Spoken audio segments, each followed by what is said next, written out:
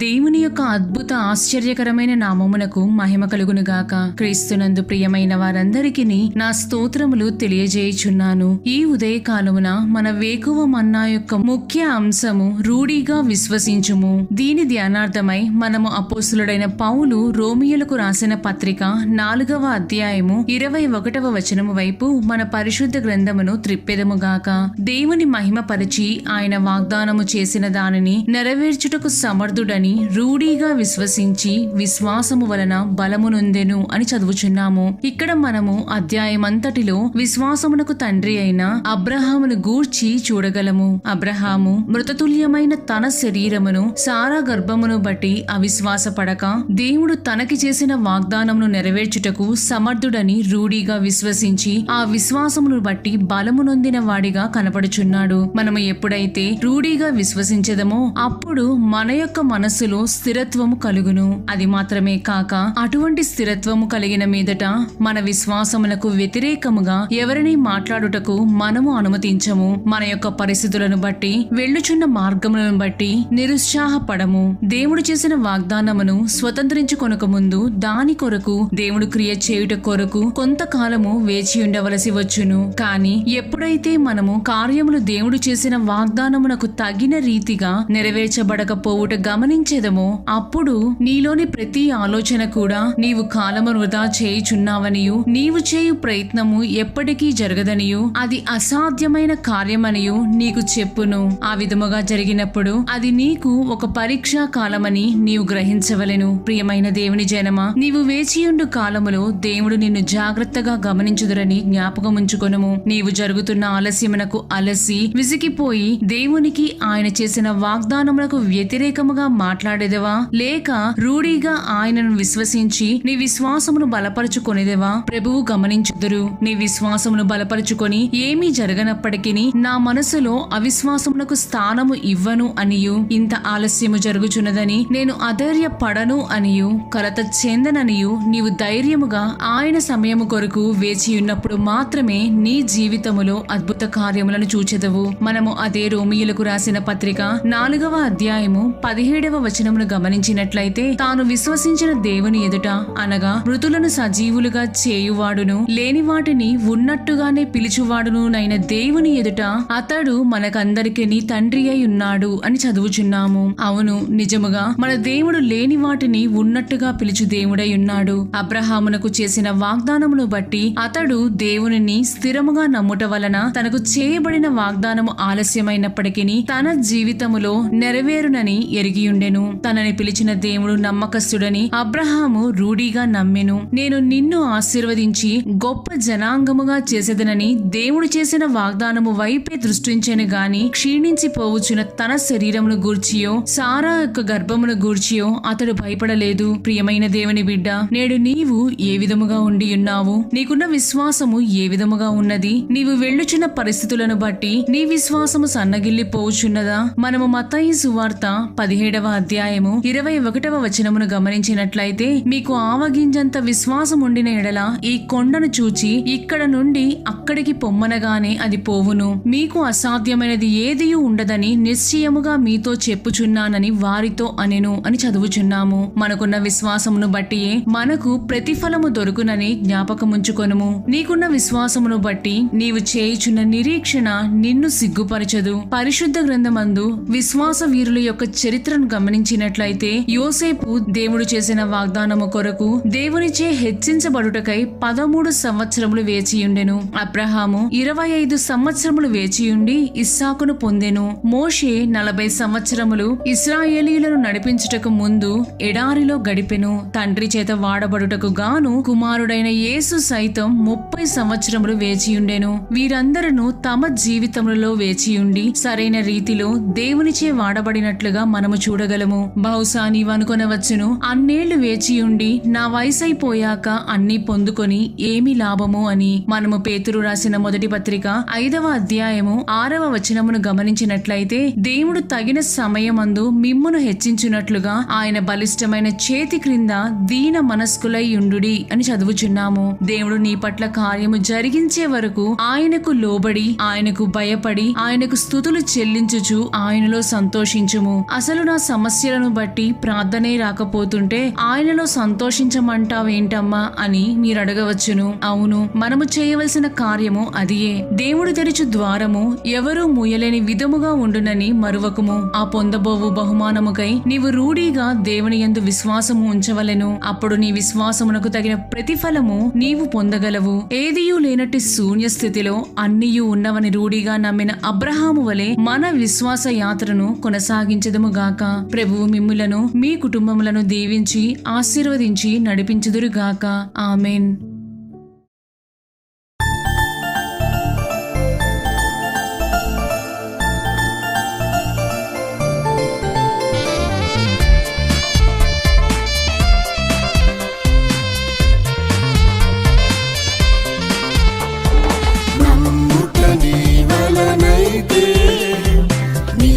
సమస్తము సాధ్యమే, నమ్ముట నీ వలనైతే నీకు సమస్తము సాధ్యమే. నిన్ను పిలిచిన దేవుడు నమ్మకస్తుడు, నీ జీవితమంతయు కాపాడును. నిన్ను పిలిచిన దేవుడు నమ్మకస్తుడు, నీ జీవితమంతయు కాపాడును.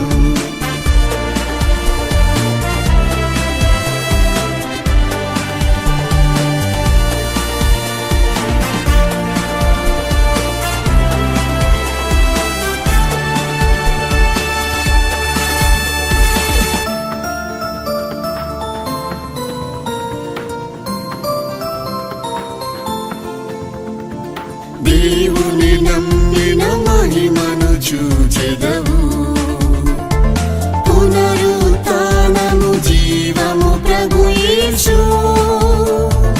దేవుని నమ్మిన మహిమను చూచెదవు, పునరుత్థానము జీవము ప్రభు యేసు.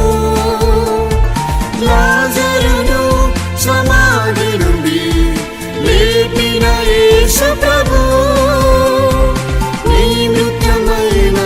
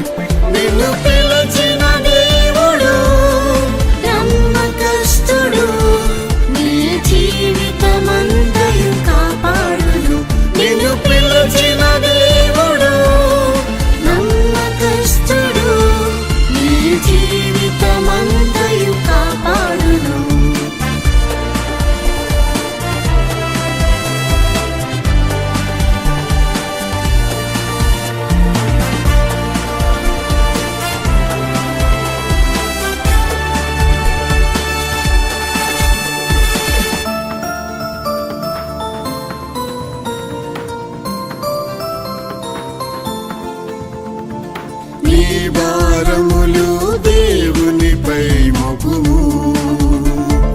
ప్రభుని నమ్మిన ఆదుకొనును నిన్ను. నీ భారములు దేవునిపై మోపుము. ప్రభుని నమ్మిన ఆదుకొనును నిన్ను. కష్ట దుఃఖ సమస్యలలో చూడుము నీ యేసుని. భారములన్నీ తొలగించి నెమ్మది నీకిచ్చును. కష్ట దుఃఖ సమస్యలలో చూడుము నీ యేసుని. భారములన్నీ తొలగించి నెమ్మది నీకిచ్చును. నమ్ముట నీ వలనైతే నీకు సమస్తము సాధ్యమే. నమ్ముట నీ వలనైతే నీకు సమస్తము సాధ్యమే.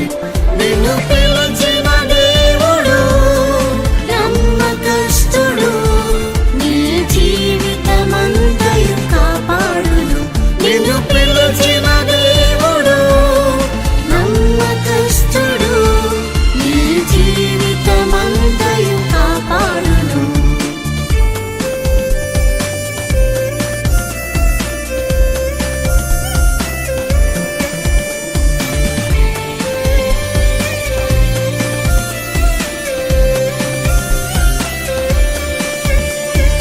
విశ్వాసకర్త యేసుని చూచుకొని విశ్వాస వీరులై ఓర్పుతో పరుగెత్తుము. విశ్వాసకర్త యేసుని చూచుకొని విశ్వాస వీరులై ఓర్పుతో పరుగెత్తుము. నమ్మిన నీకు క్రియ చేయను క్రీస్తే శక్తిమంతుడు. సాధ్యము కాని నీ కార్యములు ప్రభువే చేయును. నమ్మిన నీకు క్రియ చేయను క్రీస్తే శక్తిమంతుడు.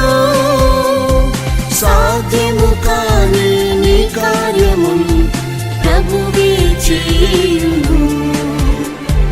నమ్ముట నీ వలనైతే నీకు సమస్తము సాధ్యమే. నమ్ముట నీ వలనైతే నీకు సమస్తము సాధ్యమే.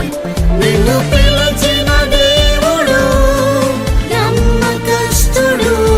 నీ జీవితమంతయు కాపాడును. నిన్ను పిలిచిన దేవుడు నమ్మకస్తుడు. నీ జీవితమంతయు కాపాడును.